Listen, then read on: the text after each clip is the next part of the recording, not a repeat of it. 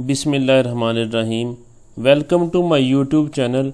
मैंने आपको 9th class की इंग्लिश की ऑब्जेक्टिव करवाना शुरू किया हुआ है और उसमें से मैंने आपको 4 चैप्टर्स की ऑब्जेक्टिव करवा दी हुई है। आज मैंने आपको 5वें चैप्टर की ऑब्जेक्टिव करवानी है। 5वें चैप्टर की ऑब्जेक्टिव थोड़ी सी है, तो चलें स्टार्ट करते हैं। सबसे पहला MCQ है, tree branches were covered with blanket of snow. दरख्तों की शाखें बर्फ़ के कंबल ओढ़े हुए थी। In this sentence we find an example of dash. ये किस की एग्जाम्पल है? यहाँ आपके पास ऑप्शंस हैं, एलिट्रेशन, पर्सोनिफिकेशन, सिमिली, मेटाफर। तो अच्छा, ये चारों मैं ना आपको समझा देता हूँ, लेकिन इससे पहले ये समझ लें कि ये चारों हैं क्या।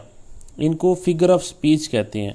फिगर ऑफ स्पीच किसी भी सेंटेंस की इंग्लिश में कुछ बनावट को या खूबसूरती को बढ़ाने के लिए इस्तेमाल किए जाते हैं। जिस तरह बनाओ सिंगार हम लोग करते हैं, इसी तरह इस इंग्लिश का भी बनाओ सिंगार है, तो वो सिर्फ़ और सिर्फ फिगर ऑफ स्पीच के ज़रिए ही हो सकता है। इसमें मैंने ये जो मेटाफर और सिमिली है, इस पे वीडियो भी एक अपलोड की हुई है। आप लोग उसको देख लेंगे तो ये दो आपके काफ़ी हद तक क्लियर हो जाएंगे। बाकी भी मैं इन पे वीडियोस बनाऊंगा। तो अब चलें, यहाँ थोड़ा थोड़ा मैं बता देता हूँ आपको कि एलिट्रेशन क्या होता है। एलिट्रेशन एक्चुअली कॉन्सोनेंट की रेपिटेशन को कहते हैं, जिनका जो पहला जो कॉन्सोनेंट साउंड है वो मिलता जुलता है।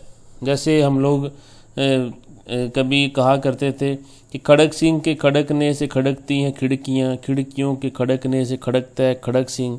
तो ये जो खड़क खड़क बार बार करके आ रहा है, इस तरह इसको हम लोग क्या कहते हैं, ये एलिट्रेशन है। या वो कहा करते थे कि चंदू के चच्चा ने चंदू की चच्ची को चांदनी चौक में चांदी के चम्मच से चटनी चटाई।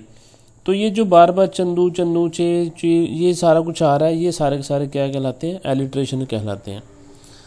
तो इसी तरह इसका अगर हम लोग बात करें पर्सोनिफिकेशन की, तो पर्सोनिफिकेशन होता है किसी बेजान चीज़ को जानदार शो करवाना।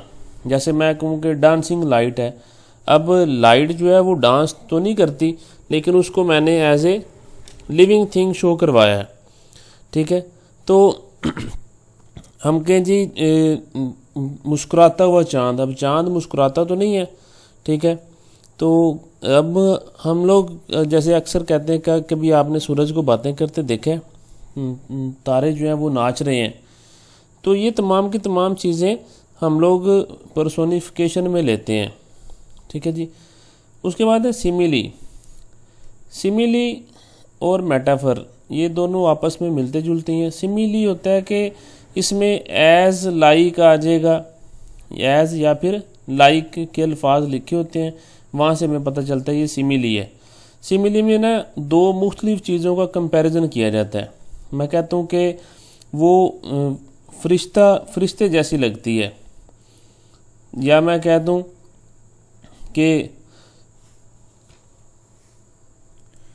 वो तो शेर की तरह बहादुर है, या मैं कहूँ कि वो तो बैल की तरह मजबूत है, या मैं कहूँ जी उसका चेहरा इस तरह चमक रहा था जिस तरह के सूरज की किरणें हैं। तो दो मुख्तलिफ चीज़ें हैं, उनको कंपेयर किया जा रहा है, इसको सिमिली कहते हैं। मेटाफर में, सिमिली में तो उन चीज़ों जैसा कहा जाता है, लेकिन मेटाफर में हूबहू वही चीज़ें कही जाती हैं। मैं कहूँ जी वो शेर है, मैं ये नहीं कहूँगा वो शेर की तरह बहादुर है, तब तो वो सिमिली है। मैं कहूँगा वो शेर है। वो फरिश्ते जैसी मैंने कहा था, तो मैं कहूँ वो फरिश्ता है। तो ये तमाम की तमाम चीज़ें मेटाफर कहलाती हैं। तो यहाँ पर भी देखें कि मैंने क्या लिखा हुआ है, ब्लैंकेट ऑफ स्नो। तो कोहर का कंबल, या फिर आप ये कह लें कि बर्फ़ का कंबल। तो फिर ये बर्फ़ का कंबल इसकी खूबसूरती को बढ़ा रहा है सारे जुमले की। तो यहाँ पर ये फिगर ऑफ स्पीच आएगा, मेटाफर। आगे बढ़ते हैं। दूसरा, the police disappeared the crowd. Underline word is dash. अच्छा, ये वो कह रहा है कि काउंटेबल नाउन है, अनकाउंटेबल नाउन है, मटेरियल नाउन है, या कलेक्टिव नाउन है।